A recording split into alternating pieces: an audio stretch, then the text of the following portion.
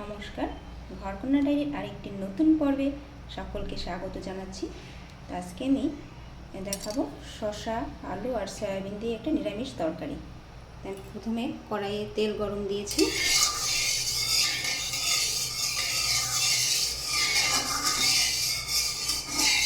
এবারে এই সয়াবিনটা একটু ভেজে নেব।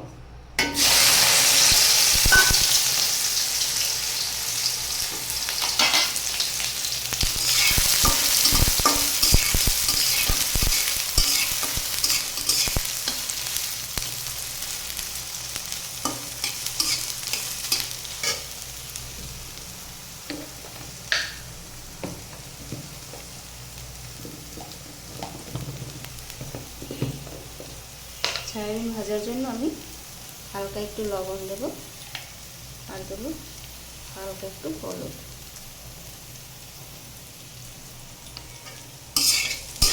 সয়াবিনটা নেড়ে চেড়ে ভেজে নেব।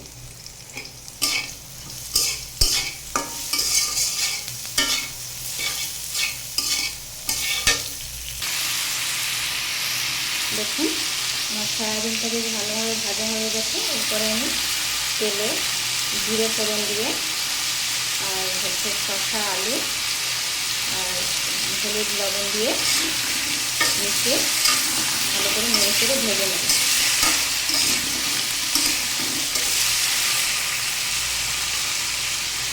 আমি এবার ঢাকা দিয়ে দেবো, কিছু সময় সিদ্ধ হবে। আর আমি যে রান্না করি এগুলো যারা হচ্ছে অতিরিক্ত ঝাল মশলা খেতে পারেন না, যাদের শারীরিক সমস্যা আছে, তারা এভাবে করে খাবেন। আমার রান্নায় কিন্তু ঝাল বা মশলা ওরকম ব্যবহার করা হয় না। আমি ঝালটা শুধু দুটো আস্তা লঙ্কা দিয়ে রাখি। তারপর যারা আপনারা খাবেন ঝাল লঙ্কা নিজেদের মতো করে দেবেন বা মশলা, কিন্তু আমি পরিমাণটা কম দিয়ে রান্না করতে চেষ্টা করি। এই যে এখন আমি রান্নাটা করছি, এটা শুধু দুটো আস্ত কাঁচা লঙ্কা দেবো।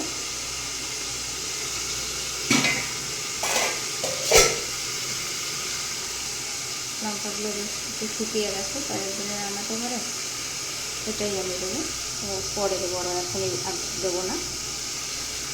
আর মশলা বলতে শুধু একটু জিরে ফোড়ন দিলাম।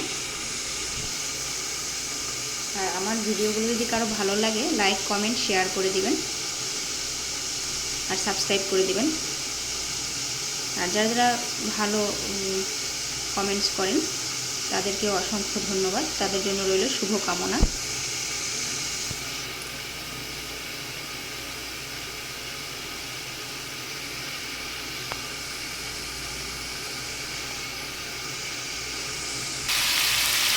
দেখুন ঢাকাটা তুলে আমি আর একটু নেড়ে চেড়ে দেবো, যাতে এই সবজিটা ভাজতে ভাজতে বেশিরভাগ সিদ্ধ হয়ে যায়।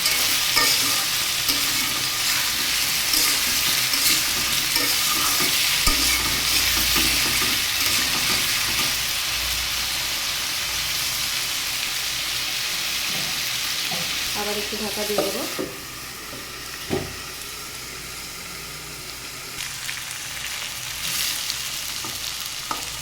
দেখুন সবজিটা কিন্তু হাফ সিদ্ধ হয়ে গেছে।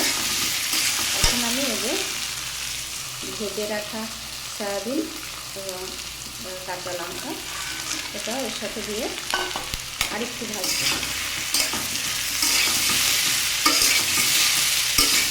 এই সবজিটা যত কষানো ভালো হবে সেটা তত বেশি ভালো লাগবে।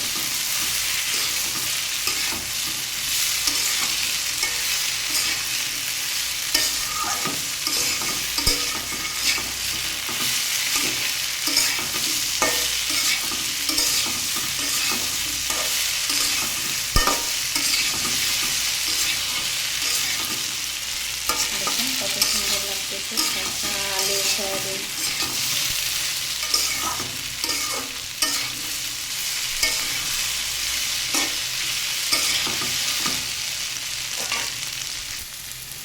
দেখুন আমার সবজিগুলো কিন্তু বেশ ভালোভাবে কষানো হয়ে গেছে, এটা সিদ্ধ হয়ে গেছে একদম। এবারে আমি দিয়ে দেবো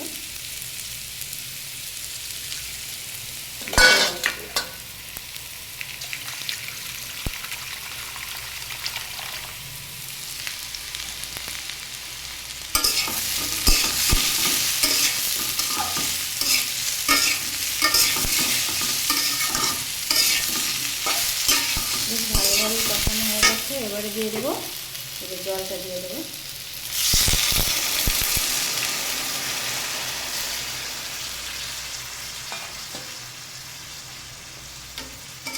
আপনারা চাইলে শুকনো লঙ্কার গুঁড়ো দিতে পারেন,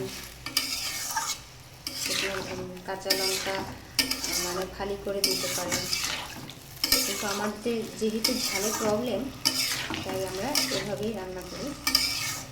এরকম আস্তে দিয়ে রাখি। স্নেহার বাবা শুধু এটাকে একটু খাওয়ার সময় গুলে নিয়ে খায়, আর আমি নিয়ে ভাজিয়ে খাই। যাদের ইচ্ছে একটু শুকনো লঙ্কার গুঁড়ো দিয়ে নেবেন, তাহলে আপনাদের খেতে আরও বেশি ভালো লাগবে।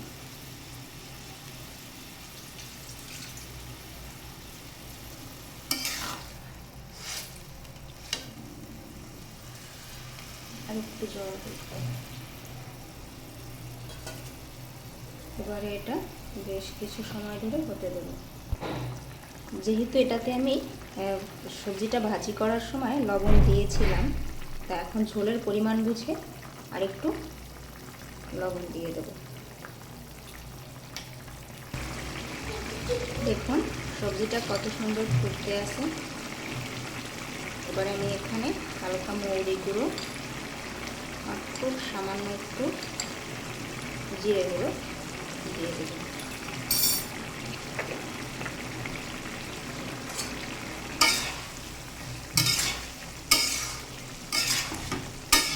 অনেকেই বলে থাকে ঝাল ছাড়া কি খাবার খাওয়া যায়, এখন যাদের প্রবলেম তারা কী করবে বলুন।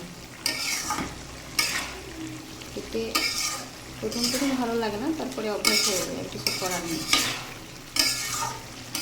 এখন আমাকে ঝাল ছাড়াই খেতে হয়, তাই আমি এইভাবেই রান্না করি।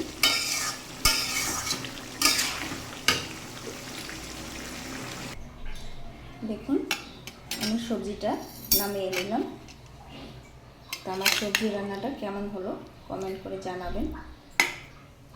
আপনাদের ভালো লাগলে সেটা কমেন্ট করে অবশ্যই জানাবেন। দেখুন নিরামিষ সবজি সয়াবিন, আলু আর শসা দিয়ে।